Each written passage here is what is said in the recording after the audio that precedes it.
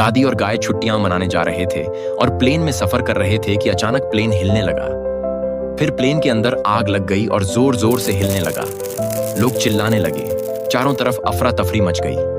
दादी ने जल्दी से पैराशूट पहना और गाय के ऊपर बैठकर प्लेन से छलांग लगा दी।